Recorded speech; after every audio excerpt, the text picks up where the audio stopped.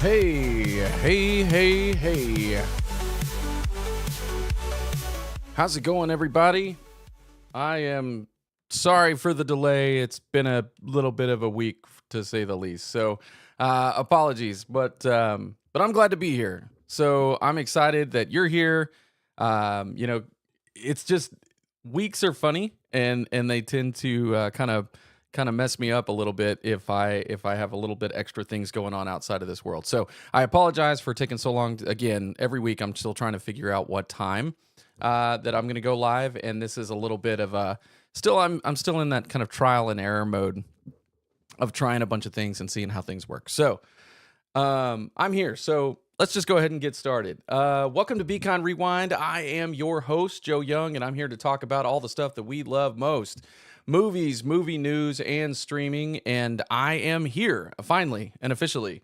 So I'm here, and you're here, and I am genuinely excited to talk about some of the biggest entertainment stories from this week with you all, because honestly, you guys are pretty awesome. Before we jump in, real quick, I just wanted to make sure that you know how to stay connected I am just all over the place. Let me slow down. Before we jump in, real quick, I just wanted to make sure that you guys know how to stay connected and stay part of the conversation. The easiest way to do that is by liking, following, and subscribing to Be Kind Rewind on your platform of choice. I'm on Facebook, Instagram, Threads, TikTok, and YouTube. Just search at Be Kind Rewind Show. You should be able to find me just about anywhere. In full transparency right now, Facebook is where I'm the most active, but as this grows, I'll be rolling out platform-specific content across all of them. So it's worth following wherever you hang out most, but I am kind of in the Facebook ecosystem a little bit more than maybe the rest. Still trying to figure the rest of them out. I also want this show to be more of a two-way street. If there's a topic you want covered, a question you want answered, or something you think is worth talking about, send it my way. If I get enough questions during the week, I'll do my best to tackle some of them toward the end of the show. And if you're joining me live, I'd love for you to jump into the chat. Questions, comments, hot takes, all are welcome. Just remember one thing: be kind. That's right. That's kind of the whole thing of the show, right? That's the whole motto. I do go live every Saturday on Facebook and YouTube, so make sure you set your reminders and join me wherever you can. I'm still trying to figure out what time on Saturday I'm going to go live every Saturday, but I'm still working through that. I'll let you guys know as we go along.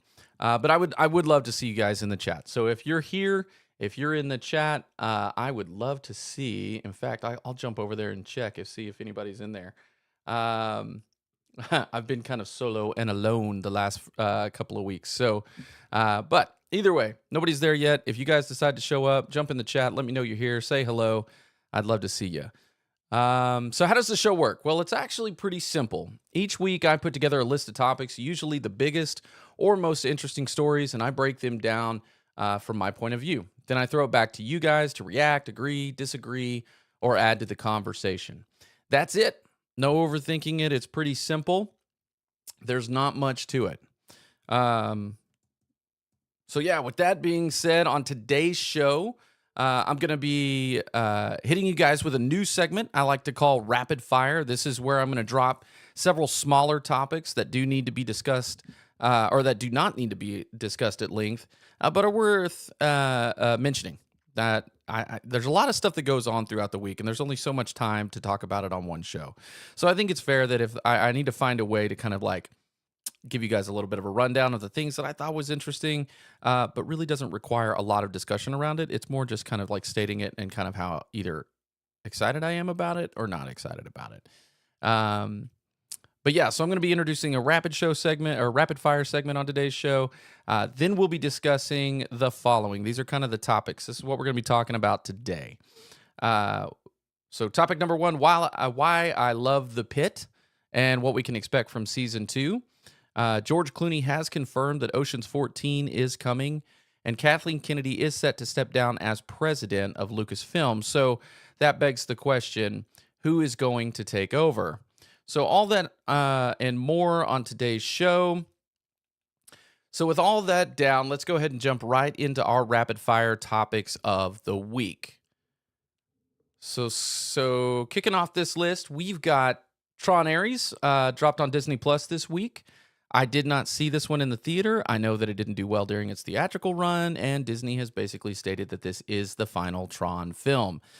Because it didn't do so good, I'm pretty sure they're pulling the plug on the whole Tron franchise. But you never know. Things change. I'm still excited to give this one a go. I have loved every Tron movie so far, even if Legacy was a little weak. The visuals and the soundtrack more than made up for it. Ares looks to expand on the vibe, elevate the soundtrack, and bring the grid into the real world. So yeah, I'll be watching this weekend for sure. All right, next topic. They Will Kill You. A new trailer for the movie They Will Kill You. This trailer, or a new trailer dropped this week for this movie. Completely caught me off guard. Looks absolutely bonkers. The cast includes Zazie Beetz, Tom Felton, Heather Graham, and Patricia Arquette. It is co-written and directed by Kirill Sokolov, which I know I'm butchering that name, so apologies. But it's being produced by Andy Muschietti, and he's best known for It Chapter 1, 2, and the new HBO Max series Welcome to Derry, which is the latest entry into the It universe. Season 1 is currently streaming on HBO Max. You should go watch that if you haven't already. It's really good. I have been watching it. I just wrapped up that at the same time that I wrapped up Stranger Things. It's really good. Definitely worth a watch. Also really bonkers and bloody and scary, but definitely worth a watch. But anyways, back to They Will Kill You. It is definitely over the top action, extreme violence, lots of blood, dark humor. It's kind of like John Wick meets Ready or Not. So I'll definitely be checking this one out. All right. Next topic. The Rip. We got the new trailer for The Rip. This is the Matt Damon and Ben Affleck joint that's coming out exclusively on Netflix. But this time it is a gritty, dirty cop storyline. I think it's based on a true story. I can't wait for this one to drop. This trailer makes the movie look pretty intense. Over the top action, lots of explosions. It is releasing on January 16th and exclusively on Netflix. I'll be watching when this one drops. This one definitely has caught my attention. So very interested to see what they do with if the movie's as good as the trailer was. So, but I mean, Ben Affleck and Matt Damon, it's going to be up there. It's got to be good, right? Next topic, Stranger Things 5 documentary. So am I excited for a behind the scenes documentary of one of my favorite shows of the last decade? Yes, I am. And if you're a Stranger Things fan, you should be too. Releasing on January 12th, exclusively again on Netflix. So this week is going to be kind of a banger for Netflix. Pretty busy. So hopefully their servers don't crash. Am I right? All right. Next topic. Jackass 5 is coming. Do we need another Jackass movie? No. Is it coming anyway? Yes. Yes, it is. Johnny Knoxville did announce this week that the new movie is coming with a release window of June 2026. Bam Margera is supposed to appear in the new movie, but it's probably going to be through archival footage. That seems to be what's going around the internet these days. But who knows? Maybe he'll show up. These movies have insanely low budgets and have historically brought huge returns for Paramount.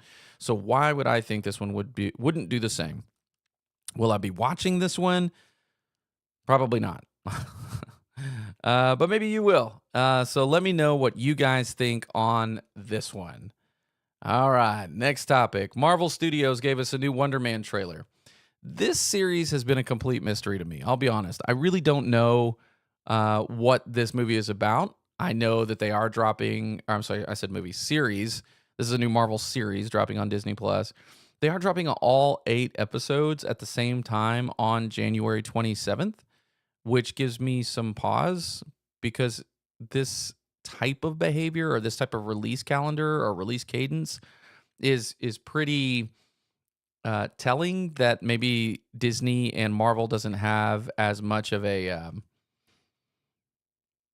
they don't have a lot of what's the word? I kind of lost the word, but they don't seem to have a lot of I've completely lost the word. Wow, went completely blank. Confidence. That's the word. Confidence. But they don't seem to really have a lot of confidence in this one, and they tend to do that. They tend to release these projects that they don't have a lot of confidence in these like kind of one big drops. But I will say the latest trailer did look pretty good. It did kind of pique my interest after not really knowing anything about it. Still not really knowing anything about it. It seemed to be. It actually kind of drew me in a little bit, and it looks kind of interesting. But I watch just about anything that Marvel puts out. Even if I don't like it, I'll still watch it because I'm just kind of in that ecosystem.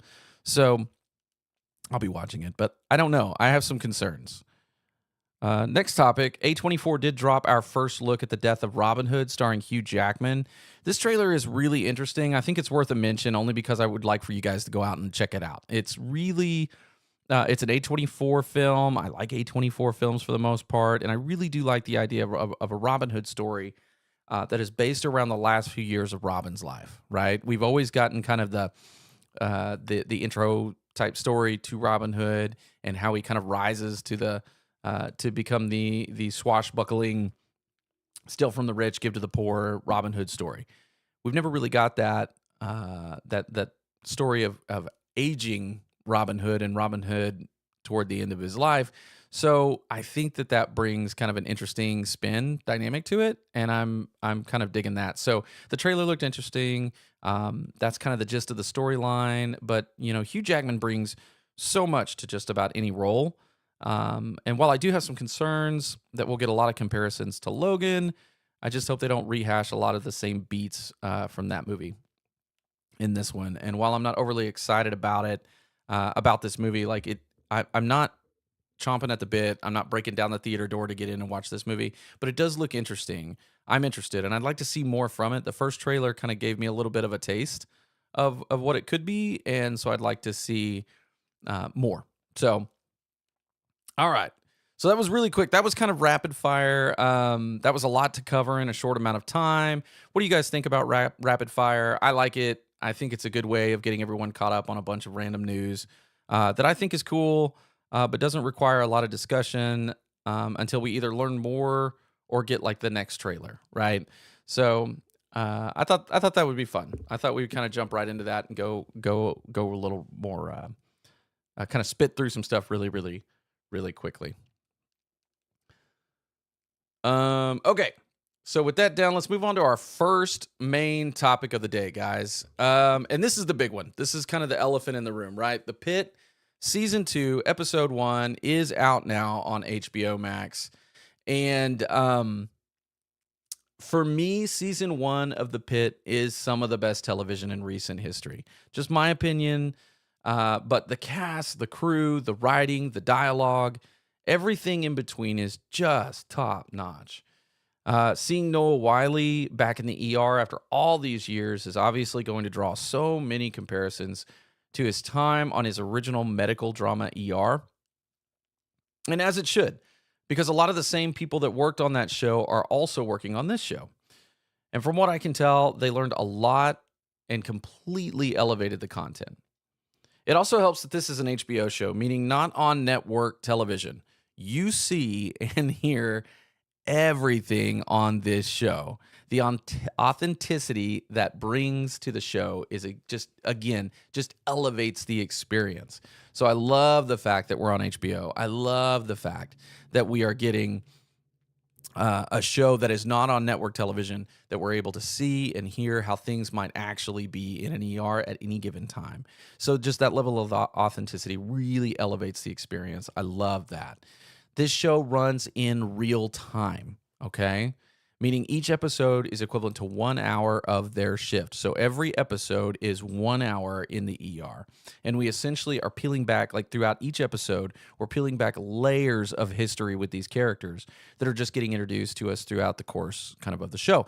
So I love the fact that this show is 1 hour. For every 1 hour, we're getting 1 hour with this cast in real time, or at least as closely as possible, right? That's kind of the way that they've framed the show. I think that's a brilliant move. And and at the beginning of every episode, we get, what time it is or what hour is starting. And it just systematically moves through. We've got like 15 episodes in season 1, 15 hours of a shift. Now, normally you would say, well, Joe, most of the time that's like a 12-hour shift. Watch the show and you'll find out why it's 15 hours of a shift. The season is just bonkers. But I love the fact that we're getting one hour of their shift for every 1 hour of screen time. I absolutely, absolutely love season 1. They did not waste an episode. No filler, just really fast-paced medical emergency drama. It wasn't like your typical emergent medical drama, right? There's no who's sleeping with who. There's no what's going on with all these little side characters and stuff like that, which we have some side characters, but no real like tangents or filler episodes, right? This is just like straight up ER medical emergency stuff with a little bit of just kind of like slow reveals of a little bit about who these characters are and kind of where they came from and why they are the way they are. It's just such a great, great way to pace the show. Now, what does this mean for season 2? Well, first off, season 1 is it dropped at the beginning of 2025, and we already have season 2 dropping at the beginning of 2026. So this is pretty incredible turnaround time. I mean, 15 episodes, 15 hours of television. They were able to release season 1 at the beginning of 25. They were able to release the second season starting at the beginning of 2026. So in a world where streaming services are waiting 2 years sometimes between these seasons, even seasons with as little as 8 episodes, the Pitt was able to bust out 15 episodes, good quality episodes, turn around and put together season 2 and release it a year later. I love that cadence. I think that more shows should be doing that. Stranger Things is a good example. It took 10 years to get 5 seasons out of that show. And at this rate, the Pitt is going to be at 10 seasons in 10 years, right? If they can execute at that cadence, I think it's not rushed. It's actually, I think it's actually a really good cadence for us as television, as the audience, right? We're used, or at least my generation is used to getting, in the upwards of 20, 30 episodes a season. Every year we would get a new season, right? So it just kind of boggles my mind a little bit why we wouldn't be getting every year kind of a new season of a show. Paradise is another example of that. Season 1 came out last year. Season 2 is coming out in a few weeks, right? In a month or two. So the more that these these creators and these production houses are able to put out some quality, work effectively, and then execute these things in a timely manner, the more the audience is going to benefit, right? The more that we're going to be able to stay focused and not forget that we even watched that show 2 years ago, and now we don't even know what's happening, right? We have to go back and watch it again just to get caught up. But season 2 is out now. Episode 1 of season 2 dropped on Thursday, so you can go watch it right now if you want to. We are going in let me just read the synopsis. On season 2, this is kind of where we start season 2. So the Pitt season 2 picks up 10 months later on a chaotic July 4th. The season follows Dr. Robbie's last shift before a sabbatical, introducing a new by-the-book attending, and I'm going to butcher this name, but Dr. Hashimi? I'm going to say Hashimi, who clashes with his methods while integrating new tech like AI, all while the ER staff deals with intense personal dramas, ethical dilemmas, and the returning face of Dr. Langdon after rehab, maintaining its real-time, single-shift format with higher stakes and deeper character exploration. So we're returning to the ER on the busiest day ever. I think, to me, that's the biggest win on this new season is they are going to be this shift exists on July 4th, which is historically the busiest day for an ER across the U.S. Obviously, with the 4th of July holiday, I'm expecting people having limbs blown off and poor decision making and drunkenness and all kinds of things that happen on 4th of July. They're going to be tackling issues like abortion, insurance, technology, AI, patient care, healthcare in general. And all this is going to be happening at breakneck speeds. That's my expectation for season 2. And I'm 100% down. I think that that is a great way to go from what we had in season 1, now moving into season 2. Why not kick it off on 4th of July? That's going to be a wacky, wacky day. Now, on the heels of season 2 dropping this week, we also got the announcement that season 3 has already been greenlit, which means that the team behind the show must already know where the story is going, and they have a plan for not just season 3, but I'm betting at least a loose outline for at least 5 seasons of The Pitt. That's my opinion. I don't know that, but with them announcing season 3 right at the same time as we're launching season 2, it feels like they're bought in, that our leadership teams are saying that this is a good show. It's winning awards.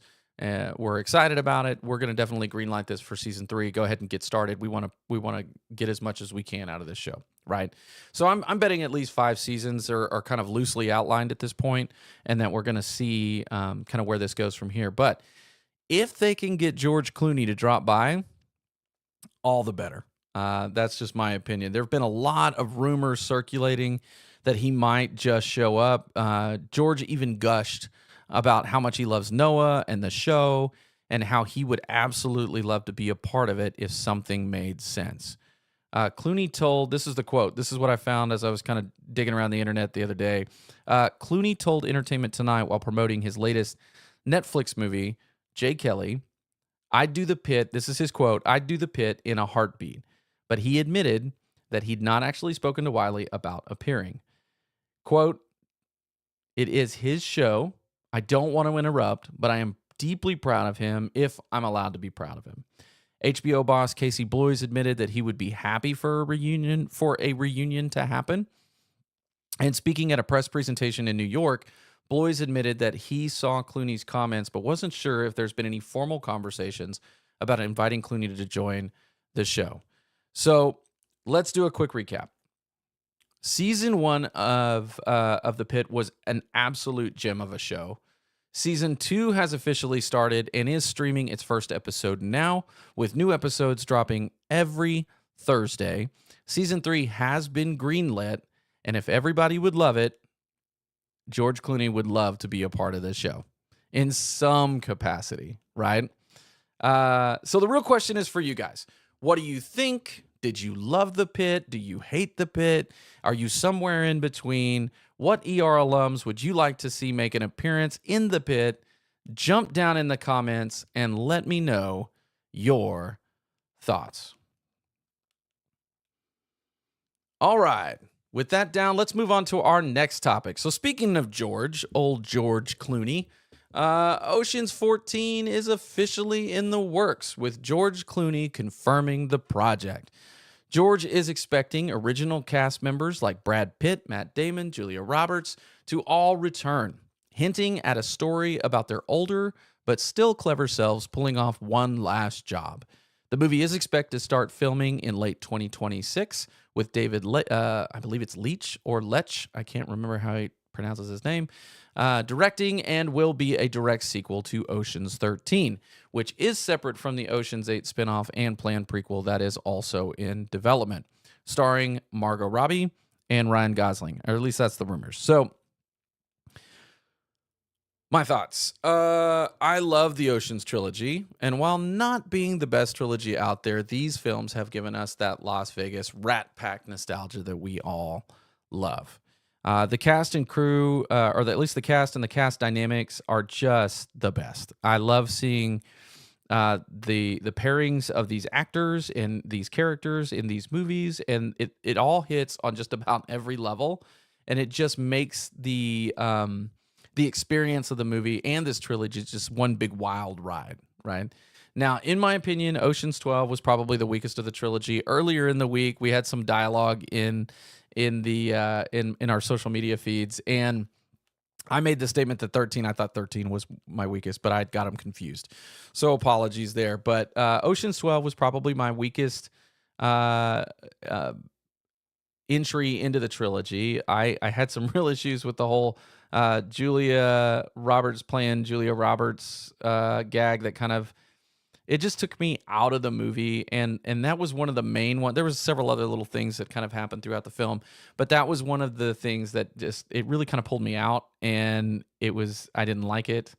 Um, and so between that and several other things, that one just kind of felt a little bit more on the weaker side to me. So apologies if if you don't like that answer. But out of all three of them, they're all great films. But out of all three of them, the second one, which Ocean's 12, was kind of the weakest for me. Um, but yeah, I'm looking forward to this one. I am, in a world of reboots and remakes and prequels and sequels and all those things. I'm down to see what this crew can do, and I mean, we already know what they can do. I'm very interested in seeing how the story centering around these aging heist men and how they have to overcome these like physical limitations and really have to be smart about this next heist. It could be a really fun spin on an already great set of movies. So yeah, I would take another ride with this crew and see what Ocean's 14 could be. So pretty excited about it. But again, what do you guys think? Are you down for another Ocean's movie? Still interested in these characters? Do you think it's a cash grab? Jump down in the comments and let me know your thoughts. All right, topic number 3. With all that down, let's move on to our third and final topic. Now, this one is kind of a long-winded one, but bear with me. I think it's worth a little bit of discussion. So, Kathleen Kennedy, the worst kept secret in Hollywood these days, seems to be that Kathleen Kennedy is going to be stepping down as the president of Lucasfilm. The assumption is being made that they'll be stepping down this year. I say she will be stepping down this year. Now, there have not been any official announcements for Kennedy's, I guess, retirement, stepping down. She's still going to be in a producer role. Nobody really retires from Hollywood. So I'm expecting, it's been rumored for a while. I'm expecting some sort of announcement probably within the next few months that Kathleen Kennedy is going to be stepping down as president of Lucasfilm and probably moving into more of a producer role. This is all kind of rumor mill stuff. Take this stuff with a grain of salt. I'm digging into the bowels of the internet to see what I can find. There's been several reports come out over the last couple of days, over this week, that specifically speaks into Kathleen Kennedy and her upcoming retirement, if you will. But it does beg, the question of who would be taking her spot in the event. Now, Kennedy herself has had an amazing career. She was handpicked by George Lucas to lead Lucasfilm and was strongly supported by Steven Spielberg. She has given us her entire career. She has given us so many wonderful adventures. Everything. I mean, she's been a part of E.T., Jurassic Park, everything that is Star Wars, not to mention the Indiana Jones franchise, Back to the Future, and the Goonies. Her time in the industry is absolutely undeniable. She is a legend, an absolute legend. So that does beg the question, who could fill those shoes? And the latest rumor is actually pretty interesting. Her role may be split into two. So this is where it all comes from. In a new Puck report, Matthew Belloni? I'm from Oklahoma. These are hard. Matthew Belloni has revealed the two names that Lucasfilm is preparing to take over the big job. According to Belloni, Lucasfilm is set to officially confirm the passing of the torch in the next couple of weeks. So according to this report, we'll know the answer in a couple of weeks. As for the pair of individuals at the top of the studio's wish list, that would be Dave Filoni, the current chief creative officer of Lucasfilm and the creative talent behind shows like The Mandalorian, Ahsoka, and Star Wars Rebels. However, Filoni will apparently be joined by Lin-Wen Brennan, a behind-the-scenes executive who currently is serving as the president and general manager of Lucasfilm business. Now, keep in mind, this is a developing story, and at the time of this report, it could very well change at any time. But this actually makes a lot of sense to me. Filoni has been a huge part of the mythology, the storytelling, and overall creative direction of Lucasfilm for years. Lucas himself has said that Filoni knows the Star Wars universe better than he does, which is pretty amazing considering that it all came out of that guy's head. So it does not surprise me at all that Filoni would be one half of the new leadership of Lucasfilm. This pick absolutely, justifiably, 100% makes sense to me. But what do we know about Lin-Wen Brennan? Now, I'm going to give you guys a little bit of a rundown of her accolades and kind of where she started. So you guys probably haven't heard of her. If you have, amazing. You're a nerd like me and you love to look at this stuff. However, most of you probably don't know who Lin-Wen Brennan is. Now, Brennan has been with Lucasfilm since the late 1990s. She started in an entry-level position with ILM, working on Star Wars The Phantom Menace. And over the years, Brennan worked her way up the ranks at ILM, eventually becoming the president of ILM, Industrial Light and Magic, for those of you who don't know.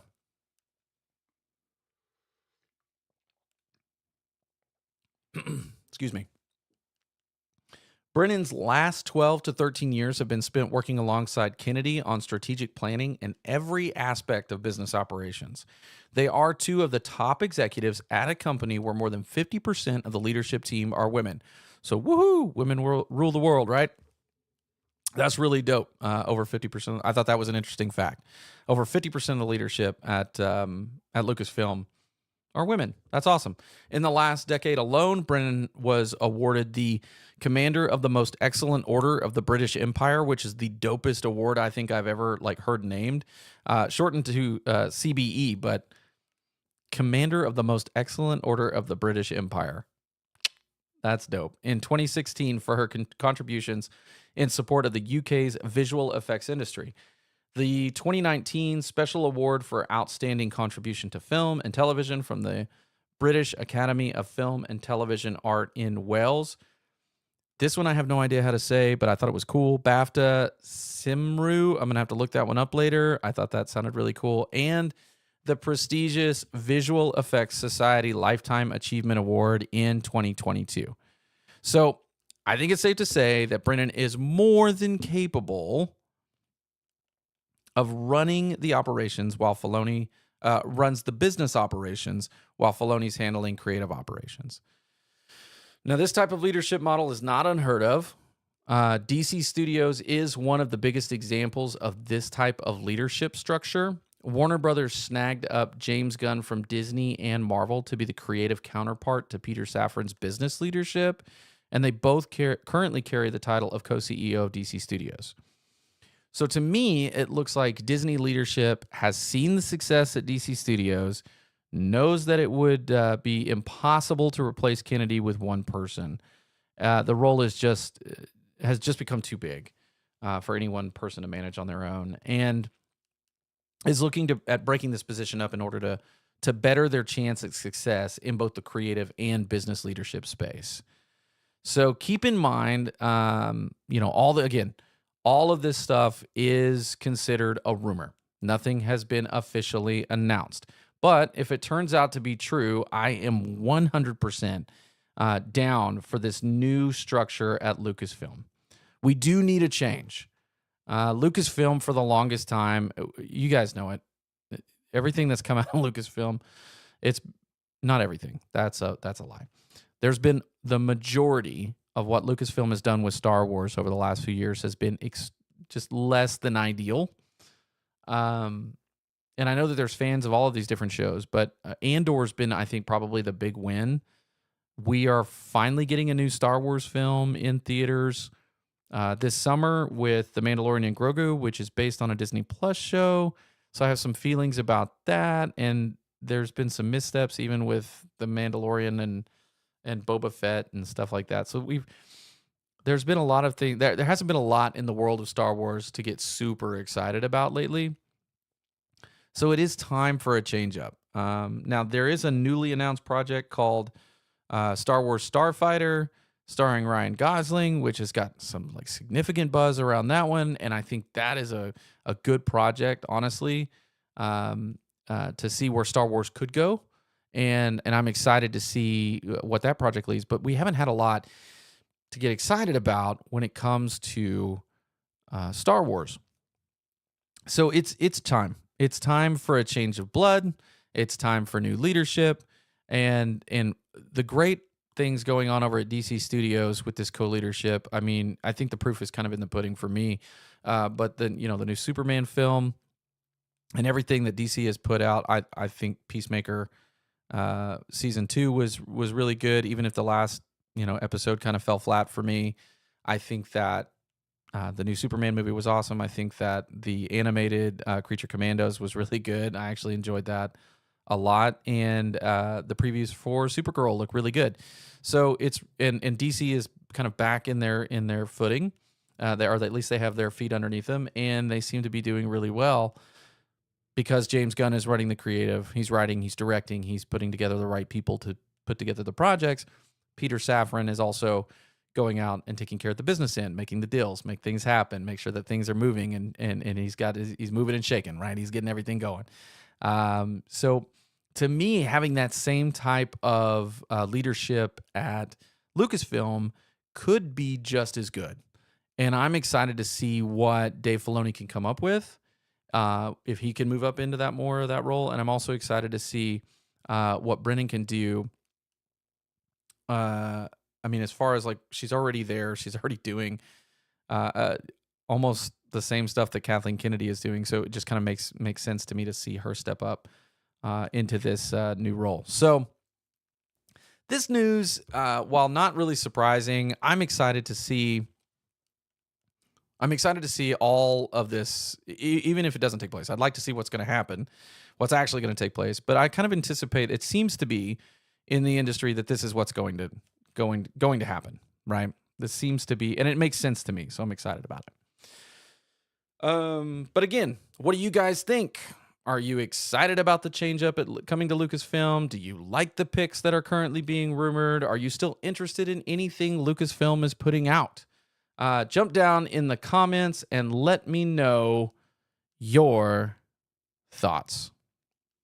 Okay, guys. Well, that's kind of it for topics today. I do want to kind of stress that I am still working out the kinks. There is a lot to going live on a Saturday.